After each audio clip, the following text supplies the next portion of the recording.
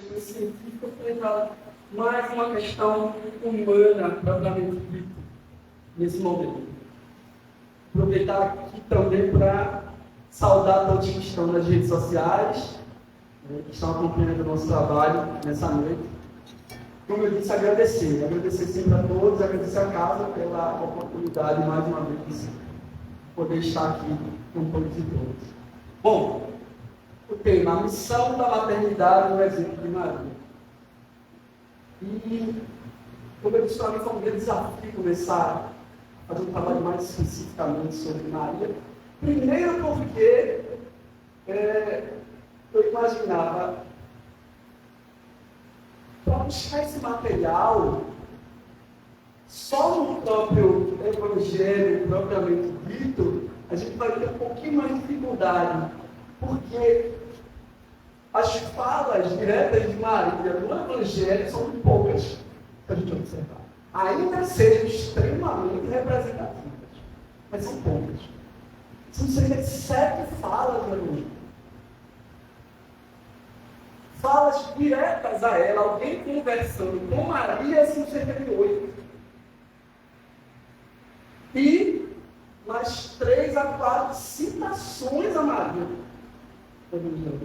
Então, recorri também a algumas obras escritas que trazem informações a respeito da caminhada de Maria, desde sua preparação até, passando por sua vida aqui, de apoio ao Cristo, de ajuda nesse processo todo de caminhada, até o seu desencarne.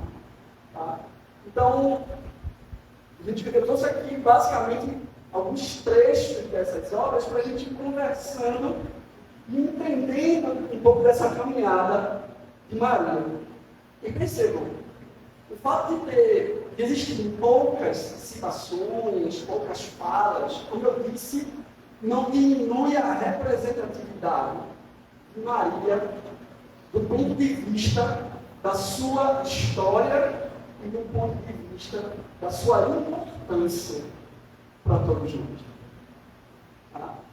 Eu vi que quando eu citei aqui a quantidade de passagens no Evangelho, algumas pessoas ficaram um pouco surpresas. A impressão é que tem muito mais, porque ela é muito maior nesse sentido. Não só como personagem histórica, mas como personagem dentro de uma vida que desenvolveu um pouco uma cadeia dentro do cristianismo.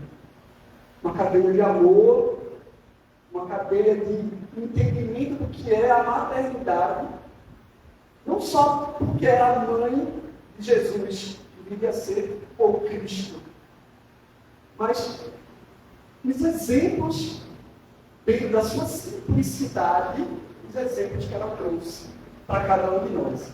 E aí, talvez, muito provavelmente, as mamães vão se identificar muito mais nesse sentido, justamente porque ela vai ser a personagem que a gente vai poder falar na sua caminhada. Tá? Então, vamos lá. Primeiro, vamos conversar um pouco sobre a escolha de Maria. Escolha em que sentido? Imaginem só, dentro de todo o processo de entendimento de quem foi Jesus, de quem é Jesus, para cada um de nós, não só dentro do Espiritismo, mas para cada um que estuda ou fez parte de instituições cristãs, não só espíritas. Quando a gente pensa na dimensão do Cristo, a gente imagina, será que a escolha de alguém que seria a sua mãe, não só do ponto de vista físico, que vai dar a luz ao Cristo, ao Jesus, será que seria uma escolha simples, uma escolha qualquer? Imaginemos que não. Justamente porque, se ela seria o espelho, a base inicial, que o acompanharia durante toda a sua caminhada, imaginemos que não seria qualquer espelho. Imagine. Só tentem imaginar a dimensão E que espíritos estariam acompanhando o Cristo? E Maria foi um desses, não foi o único, dentro de um grupo de espíritos que acompanhou Jesus. Tá?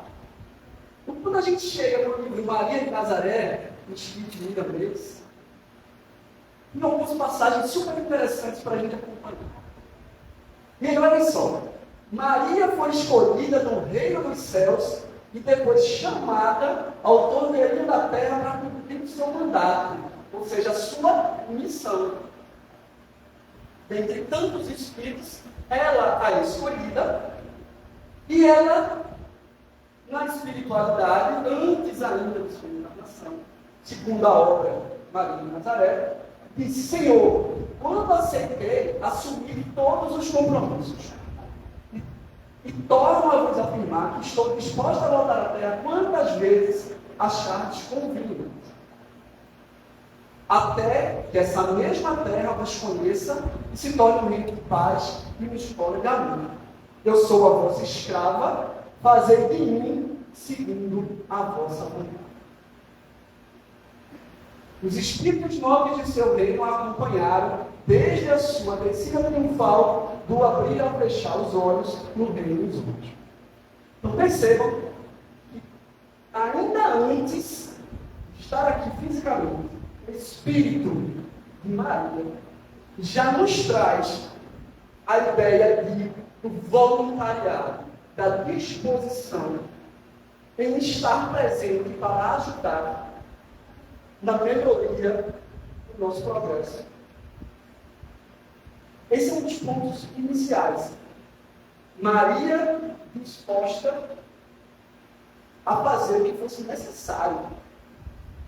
Ela se coloca à disposição quando o Espírito é escolhido para estar aqui no nome de Jesus. E essa é uma das questões mais interessantes, porque a maternidade é também disponibilidade.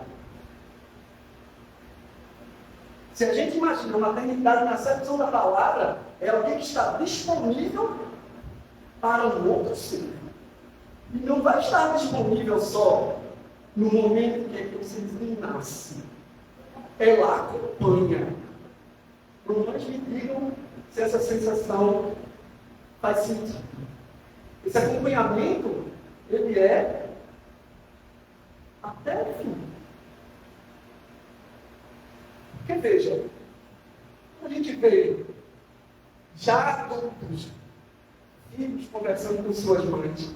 É muito comum a gente ver as mães conversando com seus filhos como se aqueles adultos fossem ainda bebês. Porque ela está sempre disponível. Não é verdade? Quando converso com minha mãe é assim, eu estou perto dos meus 45. Minha mãe olha e diz: mas é assim mesmo, né? É uma compreensão muito nobre que a gente precisa ter. De uma abnegação, de um voluntariado, de estar ali presente o tempo todo. Sabe? Recentemente eu disse assim: eu passei minha vida inteira com a minha mãe. E aí eu disse: eu vou mudar, vou morar sozinha. E ela chorou muito. Mas depois ela arrumou um jeito de estar presente lá. Porque ela não conseguiria fazer diferente. E até conversando com minha terapeuta, ela disse assim: não tem que tirar isso dela. Porque essa ideia de estar presente, de estar sempre ali, vai fazer parte sempre.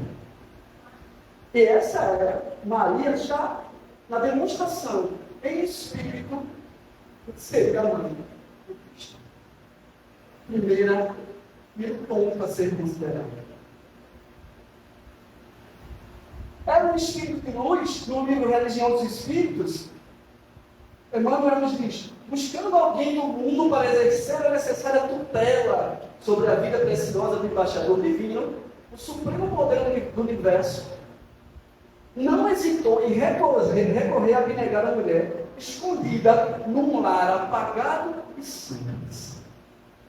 Simplicidade. Esse era um ponto importantíssimo a ser considerado. Humilde ocultar as experiências dos sábios. Porque nem sempre aquele que é necessariamente uma pessoa que não tem conhecimento. A simplicidade esconde-se os mais gloriosos desses conhecimentos. Frágil como o lírio, trazia consigo a resistência do diamante. E a resistência a gente pode já imaginar o quão foi forte. Para ter passado junto com Cristo, o que ele passou. Pobre, entre os pobres, carregava na própria virtude os tesouros incorruptíveis do coração. E desvalida entre os homens, era grande e prestigiosa para Deus. Simples, humilde, necessariamente dessa forma, para que dentro daquelas condições pudesse dar a base necessária para o desenvolvimento de Jesus naqueles tempos. E percebam, a vida de Maria não vem apenas com a própria figura de Maria. Outros, como eu disse no começo, fazem parte desse processo e nós vamos perceber quando. Mas observe, espera que Cristo se aproximava da terra numa vibração profunda de amor e de beleza. Emergiam nos fluidos do planeta os que preparariam a vinda do Senhor e os que transformariam em seguidores humildes e imortais dos seus passos divinos. E todos aqueles que estavam vinculados ao Cristo estavam na mesma preparação. A gente pensa em Maria, pensa também numa série de outros espíritos que viriam com as mesmas intenções de apoiar e caminhar junto com Jesus nessa trajetória terrena. E a gente pode imaginar na nossa mente agora alguns desses grandes personagens que estiveram junto com Jesus. Espíritos humildes, espíritos de luz que vieram para cá para acolher e apoiar a mensagem de amor que o Cristo nos. E era um espírito puro, não tenha dúvida, porque para servir de exemplo para aquele que tinha uma dimensão como Jesus, precisava ser um espírito de luz. Por sinal, Maria, em hebraico, é senhora da luz. Já com uma questão de entendimento da própria ideia do que significa o nome de Maria. E percebam, na Revista Espírita, de 1862, no ensaio da interpretação da doutrina dos oito decaídos, nós temos essa interpretação dá uma razão de ser absolutamente natural ao dogma da Imaculada Conceição, Imaculada Concepção, que tanto zombou o ceticismo. Olhem só, esse dogma estabeleceu que a mãe de Cristo não era manchada pelo pecado original. Como pode ser isso? Muito simples. Deus enviou um espírito puro, que não pertencia à raça culpada e exilada, para se encarnar na terra e desempenhar sua missão. Do mesmo modo que, desde de tempos em tempos, envia espíritos superiores que se encarnam a fim de dar um impulso ao progresso. Quantos e quantos espíritos se encarnam de tempos em tempos para nos darem exemplo desse sentido? Maria veio como um desses espíritos puros, com uma missão muito específica, naquele momento, de poder dar o seu exemplo, apoiar toda a missão do Cristo, mas para isso precisava ser um espírito que já tinha passado diversas etapas, diversos desafios como espírito, já estava num nível que assim poderia servir de exemplo para todos nós. E quando eu coloco aqui a ideia do espírito puro, é porque a gente vai falar sempre da ideia da Virgem Maria. E a ideia virgem aqui, a ideia virginal a gente entendida, é a ideia da pureza. Porque a gente sempre em debates entre Maria era virgem, Maria não era virgem, como se esse fosse o ponto mais importante. Mas a ideia aqui era uma ideia de um espírito virginal no sentido de ultrapassou suas barreiras, os desafios maiores que nós espíritos passamos sempre. Uma ideia dessa pureza maior de Maria era justamente a ideia que conferia a ela a ideia dessa virgindade que muito se fala, justamente quando se refere a ela como a Virgem Maria. Mas ok, se quisermos dar alguma interpretação no sentido a Maria era ou não virgem do ponto de vista físico, não acho que esse seria o ponto mais relevante nesse aspecto. Mas, do ponto de vista espiritual, a dificuldade nos coloca que essa ideia vem da ideia da natureza espiritual.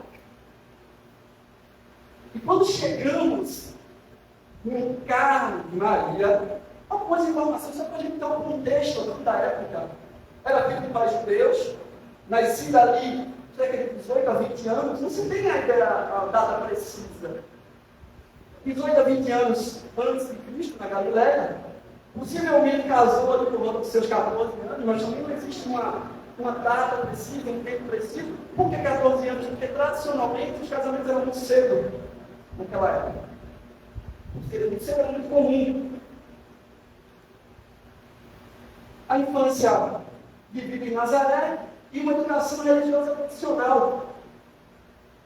Os templos que existiam na época. E é importante lembrar, Maria viveu numa época extremamente patriarcal, onde a mulher estava incipindo. Se a gente já tem dificuldades hoje em dia, quando a gente vê a mulher ser colocada abaixo do homem, em tempos atuais, imaginem há mais de 2000 anos atrás, quando a sociedade era muito mais rígida, dava muito menos liberdade para as mulheres, para ela, tanto quanto outras mulheres da época, não era diferente. Então é importante que a gente compreenda que a representatividade dela se torna ainda maior, justamente porque ela tinha limitações do ponto de vista do que era permitido para as mulheres da época. Tá? E aí, dentre alguns passos que a gente vai ter aqui, tem algumas passagens justamente do Evangelho, a gente vai ter a anunciação. E olha só, essa passagem certamente é muito conhecida. Mas vejam como algumas das preces, como a que a gente acabou de fazer aqui, tem base direta nos próprios evangelhos. Né? Quando o anjo Gabriel surge e fala com Maria, o anjo diz, Ave, ou salve Maria. O Ave Maria, que todos falamos nas preces, vem aí. Ave Maria, cheia de graça, ou foste agraciada, ou agraciada de Deus, a tradução pode variar um pouco, dependendo de onde você esteja lendo. Mas seria isso, cheia de graça, o Senhor está contigo, o Senhor é convosco. Ave Maria, cheia de graça, o Senhor é convosco. É a prece, né? Que a gente acabou de fazer. Está lá na anunciação do anjo Gabriel.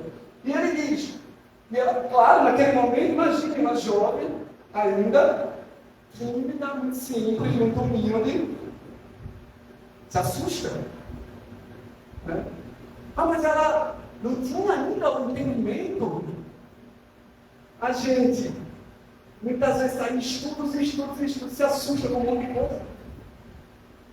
Imagine uma jovem ainda naquele período. E ele diz, não tenha medo, Maria. Encontraste graça junto a Deus. E este em teu ventre conceberás e darás à luz um filho, e lhe porás o nome de Jesus. Este será grande e será chamado Filho do Altíssimo. E Maria diz, olha só, é como se naquele momento ela recebesse profundamente o entendimento de sua missão. E ela diz, Eis aqui a serva do Senhor.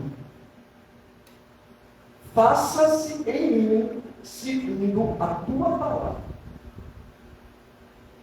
Ok. Entende?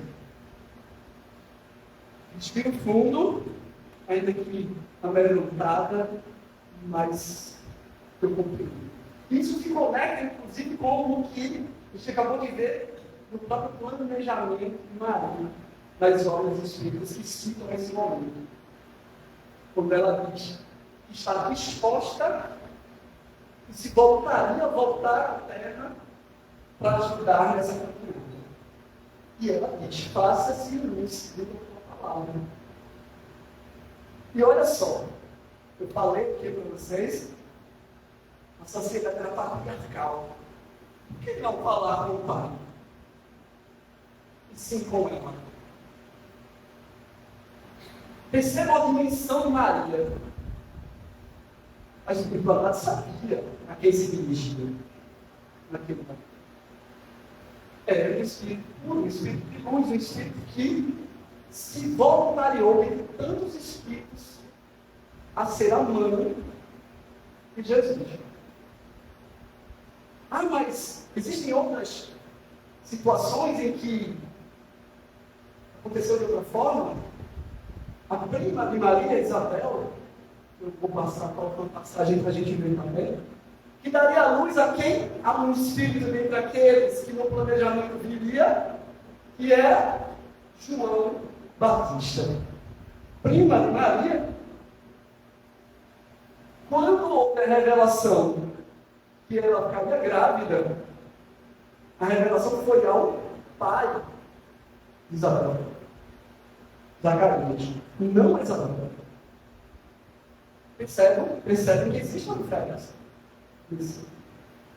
Tá? Justamente nessa visita a Isabel, porque Maria, pouco tempo depois da anunciação, vai visitar a prima,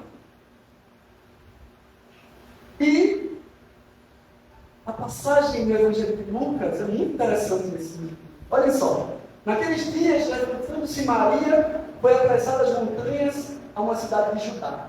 E entrou em casa de Zacarias, pai de Isabel, e saudou Isabel. Olha só, aconteceu que ao ouvir Isabel a saudação de Maria, a criancinha saltou no seu ventre. Que criancinha?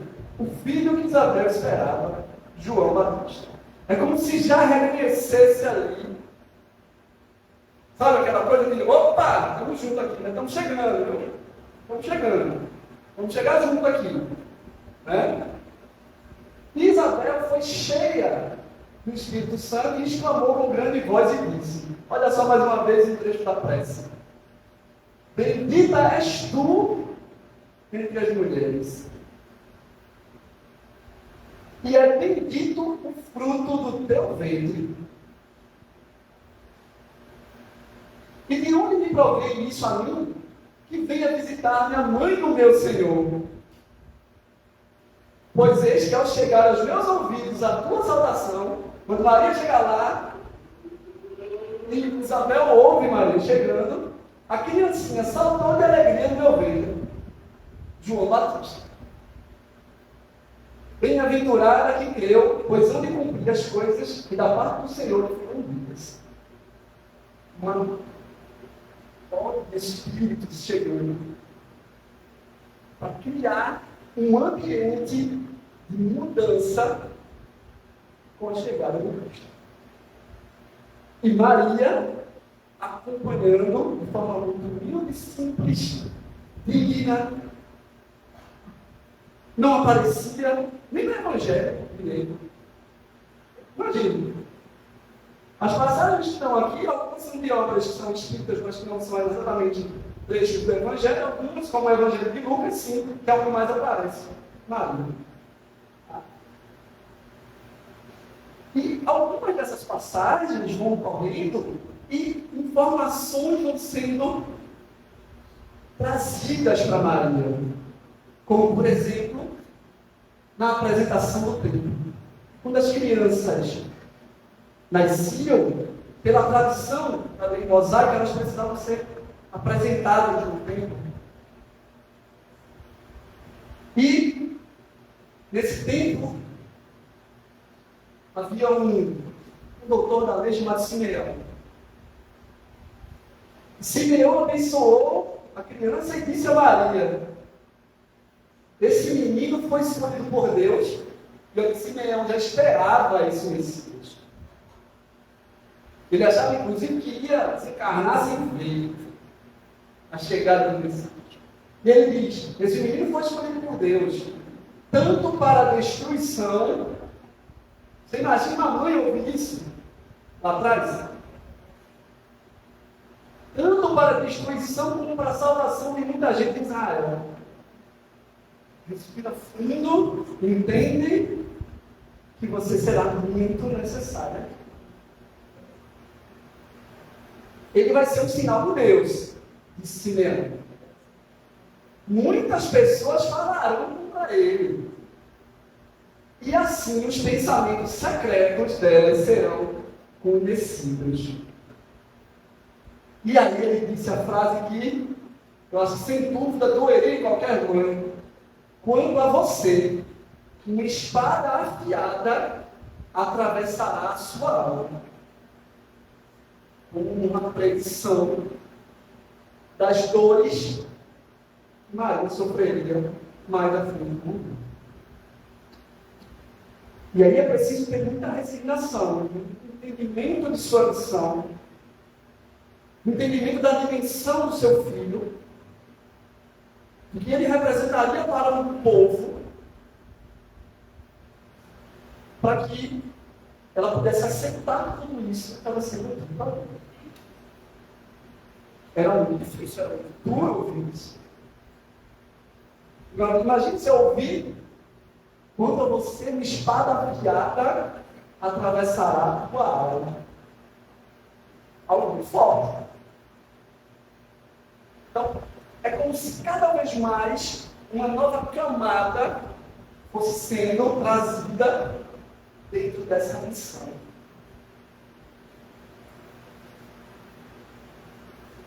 Há um tempo depois, na ida de Jesus ao templo, isso no período de Páscoa, uma caravana vai a Jerusalém,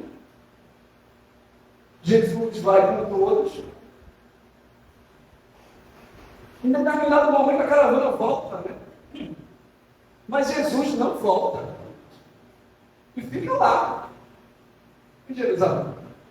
E a mãe fica, imagine como é que seria se você perde seu filho de 12 anos por aí. Né? Você ia ficar para lá e para cá. Cadê o menino? Foi para onde? E aí eles voltam, né, tentando ver, será que não voltou para alguém? Será que não voltou para o segundo? Não apareceu. Aí eles voltam a Jerusalém. E quando voltam a Jerusalém, vem Jesus lá conversando com os doutores da lei. Aos 12 anos, todo mundo admirado com ele. Né? E aí, Maria chega para Jesus e diz: filho, por que fizeste assim conosco? Né? Deu uma bronca ali nele, né? Eis que teu pai e eu estamos, né, ansiosos te procurando. E aí Jesus diz o quê? Por que és que me procurares? Não sabeis que me convém tratar dos negócios do meu pai? E ela ali fica sem entender muito bem naquele momento. Porque ali é o papel de mãe. A mãe do dia a dia que quer ver bem o seu filho.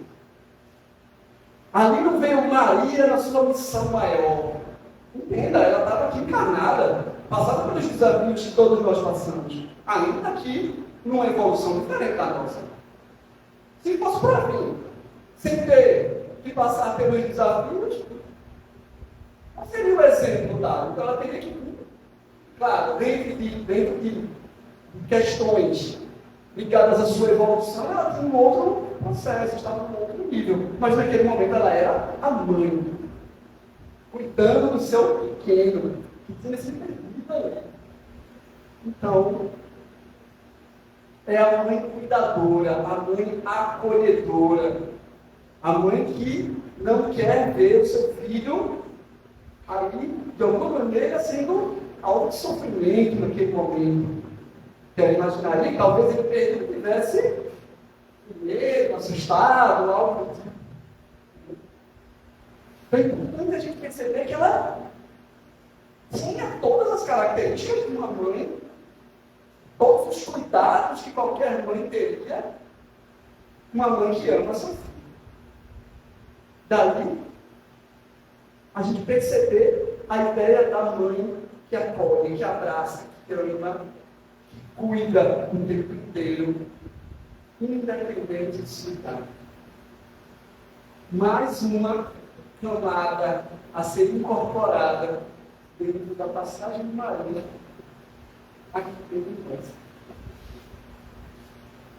E aí, há um teatro, né, na vida do Cristo, onde, enfim, existem várias e várias teorias, obras espíritas. Eu não vou entrar nesse aspecto, porque o nosso foco aqui vai ser Maria. Mas, já no início da vida pública de Jesus, há uma festa de boda, de casamento em Caná. E essa é uma das passagens mais interessantes desse livro. Porque, olha só, a representatividade que a gente consegue perceber em Maria, nesse momento, frente a Jesus, já com muito mais entendimento, que já era adulto. Ao terceiro dia, fizeram-se umas bodas em Caná, na Galileia. Estavam ali a mãe de Jesus e foram convidados Jesus e seus discípulos para as bodas. Estava todo mundo muito bem, tudo muito bom, tudo transcorrendo de forma tranquila, quando faltou bebida. Faltou vinho. E quando falta bebida em festa, né? E aqui já deu uma risadinha. Como falta bebida complicou, né? Não bebe, eu sei, mas quando falta complica, né? Olha só. E faltando vinho, o que é que Maria fala para Jesus? Não tem mais vinho. Fica assim, no que não faltou vinho. E aí Jesus diz, mulher, o que tenho eu contigo? Olha só para a gente entender. Mulher aqui não tinha respeito a Maria, não. Era como hoje a gente disse assim, senhora, é como fazer, sabe? Só para a gente entender que é uma linguagem da época, mulher aqui é respeitoso, tá? O que eu vou fazer? Mais ou menos assim. Faltou vinho, o que eu vou fazer? Ainda não é chegada a minha hora. E o que ela diz aos empregados? Fazer aquilo que ele nos disser. Ela perguntou se era hora dele, não. Perguntou? Não. É como que diz assim, vai lá e resolva. Né? Já caminhei muito com você aqui, viu? Uma hora você vai ter que andar, não vai ter que andar sozinho? Vamos andar, né? Tá, ela não falou assim, né? Certamente de uma maneira muito doce, né? Como era a característica de Maria. Mas tem que ser da representatividade. Porque o que Jesus faz logo em seguida? Ele vai lá e resolve. Ainda que ele tivesse dito que não era para ter ainda. Porque ele entendia a representatividade dela. Ele sentia a força de Maria ali.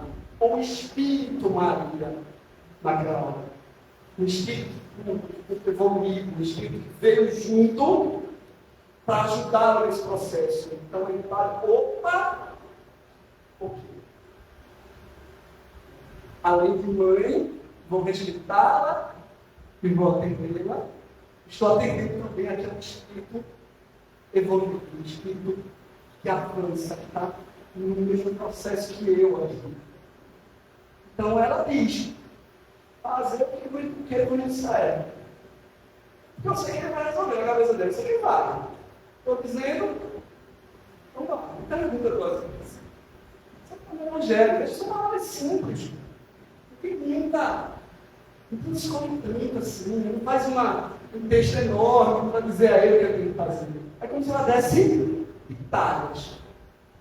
Vá lá, meu filho. Vá lá. E aí, ele resolve. E aí, o milagre que todos já conhecem dentro do Evangelho. Tá? Mas o que eu ressalto aqui é justamente a representatividade que Maria tem neste momento. Tá? E que toda mãe tem. Eu digo isso. Porque a célula materna,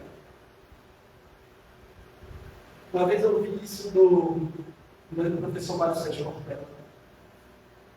Essa célula materna é aquela parte da sua vida que você mais respeita e não quer envergonhar. Ah, mas existem famílias que não é bem assim. Porque as ajustes internos isso é possível também. Seja mãe, filho, necessidades daqueles que estão ali. Mas de uma maneira geral, a célula mãe é a célula, aquela célula que você não quer envergonhar, aquela que você honra. E eu lembro de uma história, a gente tem representatividade, de um corredor, só para um parênteses da ideia, isso me chamou muita atenção, né? De um corredor que vinha numa corrida, essa história é real, tá, gente?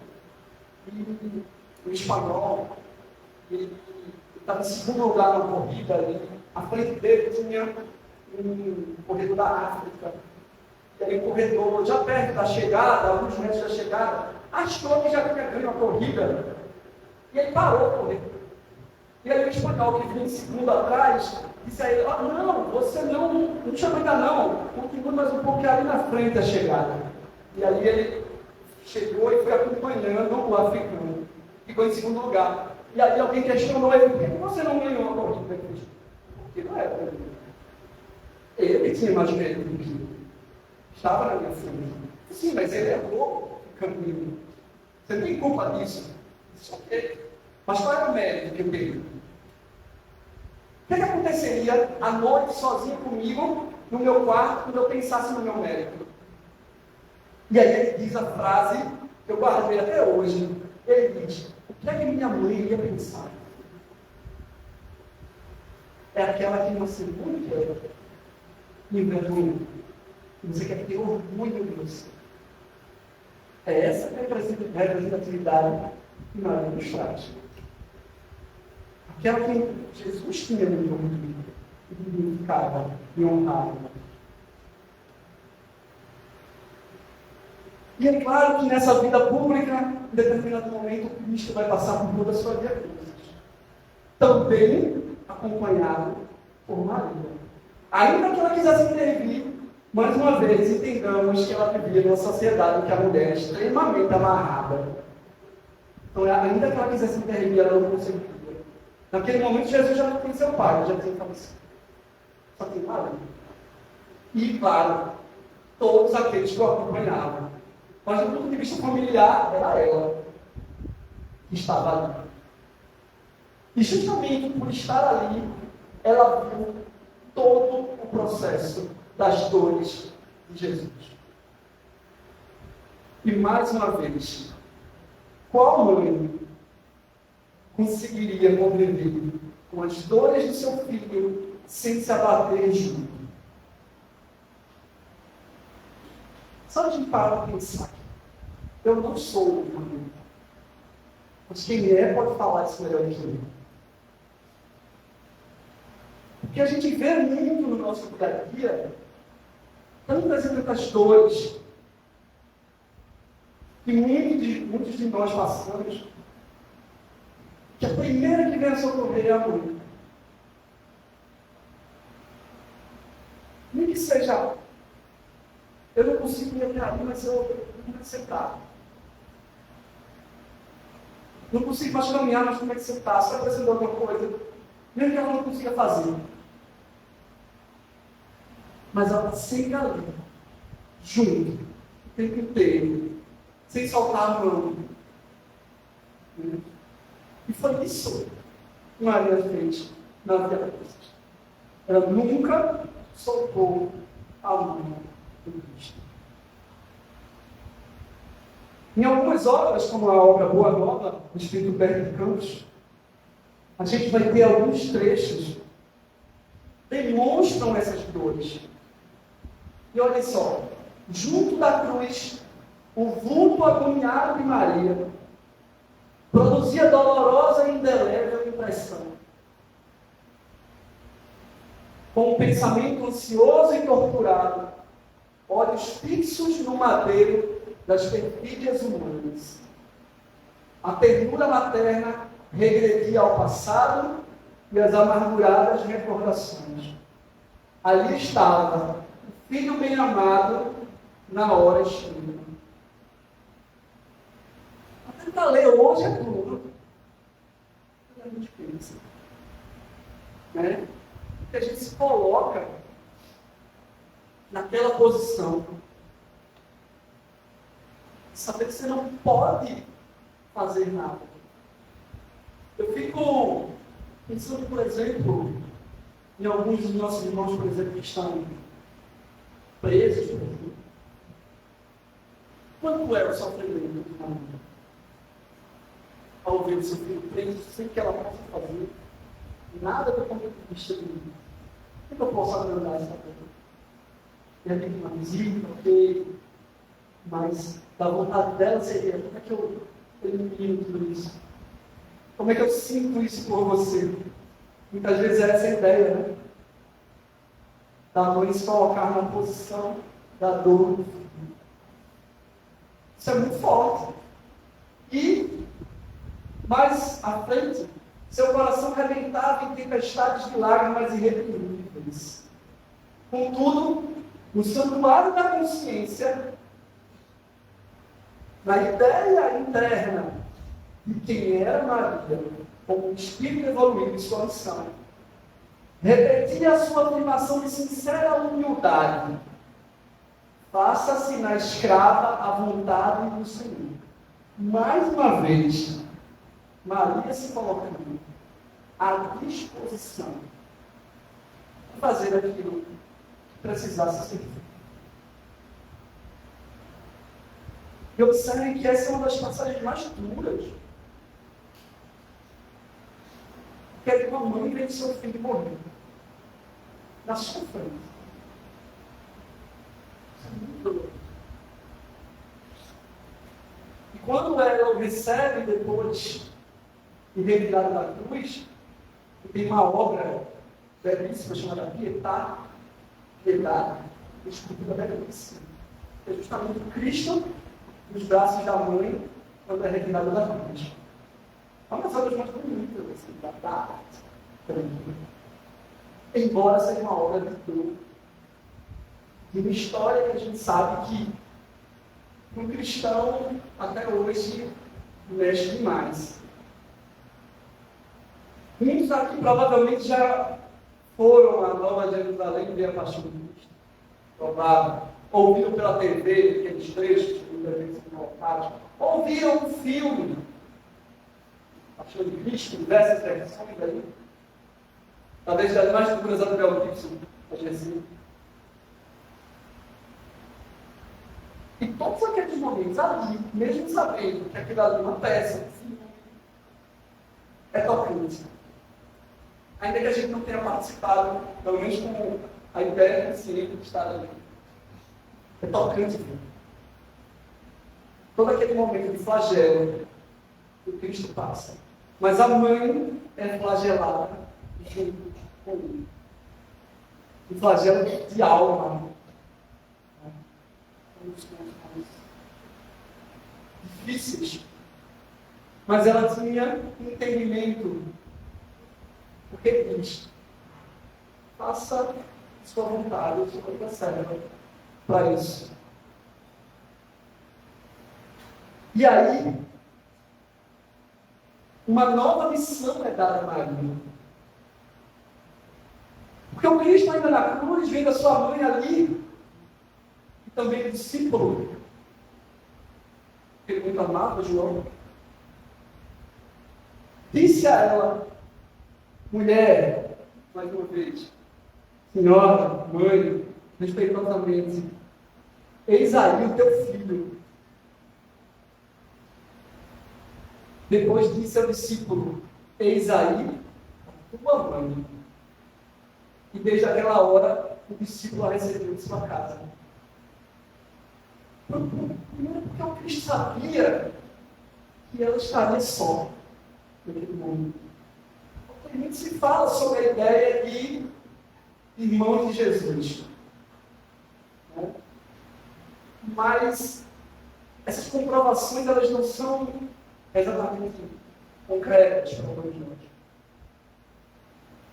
Então, inclusive, quem defende aqui, ela não teria os filhos, dizendo, quando ela vai a Éfeso, ela não vai com outras pessoas, vai com João. E os outros filhos? Se eles tinham um com ela. Essa é uma questão de entendimento, mas que não cabe aqui entrar para dizer se era sério, não era, se tinha, se não tinha. Mas aqui, não só a ideia do Jesus, do Cristo que quer proteger a mãe, dizendo, a João, de alguma forma, protege minha mãe aqui. Faz o que eu faria se estivesse aqui. Mas também dizendo a ela, diz aí teu filho. E aí a gente pode ampliar aqui isso para a ideia da mãe universal. Porque certamente Maria tem esse papel hoje aqui em cada um. De alguma forma. Percebam, quantos de nós ou tem um nome, ou tem algum parente com o nome Maria embutido? E não só mulher. Tem muito homem que tem Maria no nome. José Maria, Mãe Maria. Na verdade, dada a força e a representatividade dessa mãe universal, acolhedora, digna, humilde, simples, que se conseguiu ensinar e acolher o Cristo como acolheu, nos acolhe diariamente. Daí a força de Maria e a presença na nossa alma, no nosso espírito, nos nossos exemplos diários, como mãe maior, como mãe acolhedora, como mãe universal de todos nós. E aí Maria, na sua caminhada final, vai a Éfeso, que é uma região hoje da Turquia. E em Éfeso, ela passa a acolher todos aqueles que precisam de ajuda, querem conversar, inclusive, sobre a trajetória de Jesus aqui. Acolhe como uma universal. E aí, no livro Boa Nova, mais uma vez, a gente tem o texto. Ela atendia no pobre santuário doméstico, lugar simples, aos que a procuravam, exibindo suas úlceras e necessidades. Sabe aquele que quer uma mãe para ser ouvido? Pois é, Maria estava lá para isso também. Sua chocana era então conhecida pelo nome de Casa da Santíssima. O fato tiver origem, em certa ocasião, quando um miserável leproso, depois de aliviado em suas chagas, lhes osculhou as mãos, reconhecidamente murmurando: Senhora, sois a mãe de nosso Mestre e nossa Mãe Santíssima. Daí, a Casa da Santíssima. Não é uma invenção. Esse nome foi dado porque era ali que todos aqueles que, de alguma forma, foram tocados pela jornada cristã, buscavam um pouquinho do Cristo em Maria. Um pouquinho do exemplo dele, nela, que acompanhou toda essa jornada, passo a passo. Sem esmorecer, agindo como mãe firme quando tinha que agir, dentro das limitações que a mulher naquela época tinha, acolhendo quando tinha que acolher, dando bronca quando tinha que dar, dentro das condições que eram permitidas para ela, mas sempre uma mãe amorosa. Esse é um papel que o Espírito que veio aqui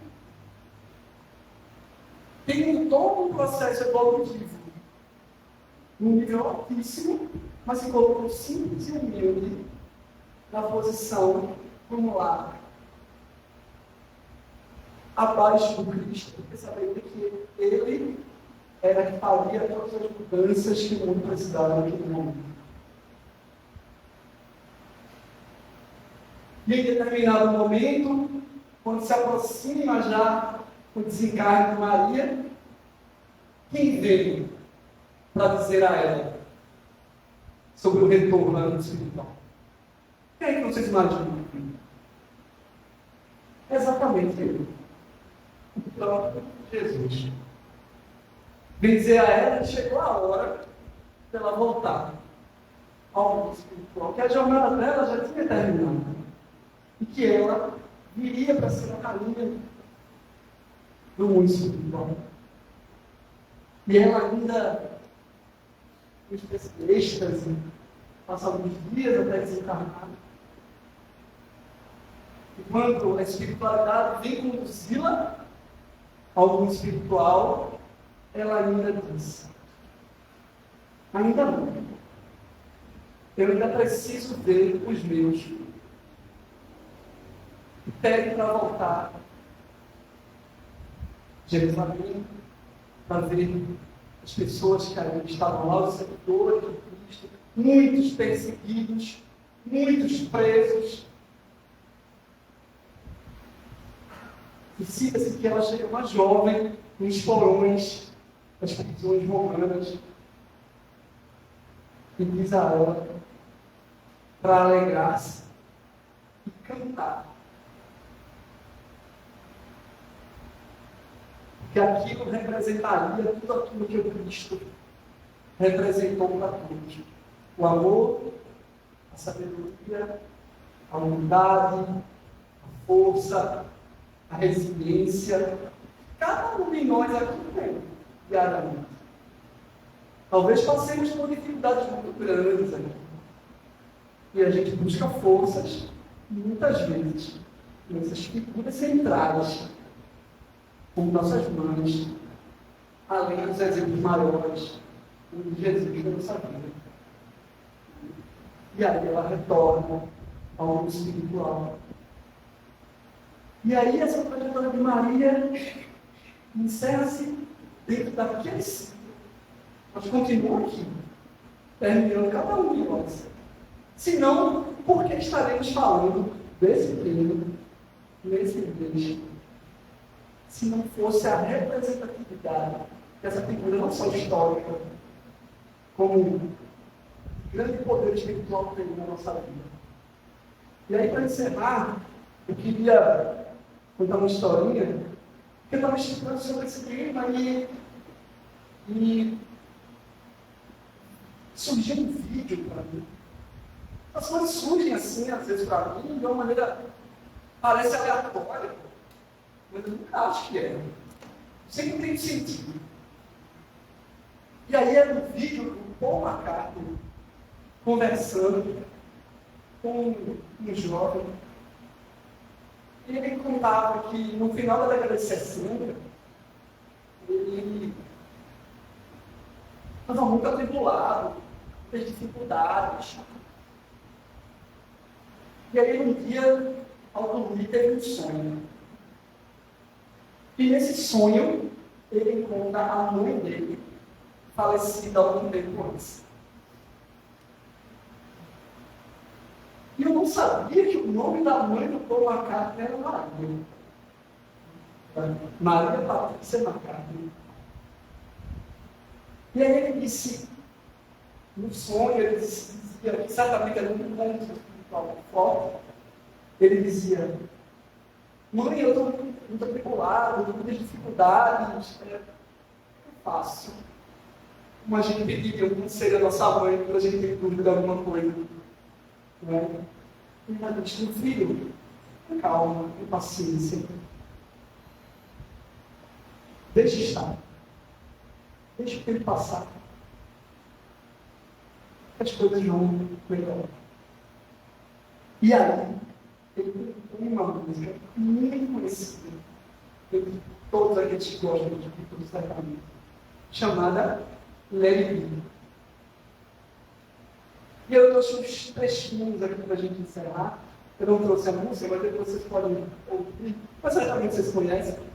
E ele diz na letra da música: quando me encontro em momentos difíceis, a Mãe Maria vem até mim, dizendo palavras de sabedoria, deixa estar. E nas minhas horas de escuridão, ela está em pé, bem diante de mim, dizendo palavras de sabedoria, deixa estar. E quando as pessoas de coração partido, vivendo no mundo, se apoiarem de verdade, aí haverá uma resposta. Deixa estar. Deixa tudo passar. Pois, embora elas possam estar separadas, ainda há uma chance de elas se enxergarem. E haverá uma resposta. Deixa estar. Eu acho que esse vídeo não chegou de graça. Eu não conhecia essa história. Só conhecia a música.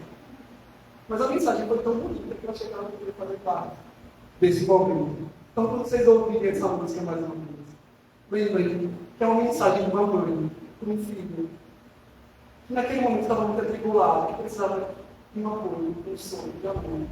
É o que a gente precisa muitas vezes. Para a gente lembrar das nossas mães. Lembrem cedo que elas deram tudo o que elas puderam dar, dentro da condição que elas tinham, dentro da sua simplicidade. Que a gente possa honrar a vida que essas Marias deram a cada um de nós. Que elas fazem com que a gente seja quem a gente é hoje. Muita paz a todos.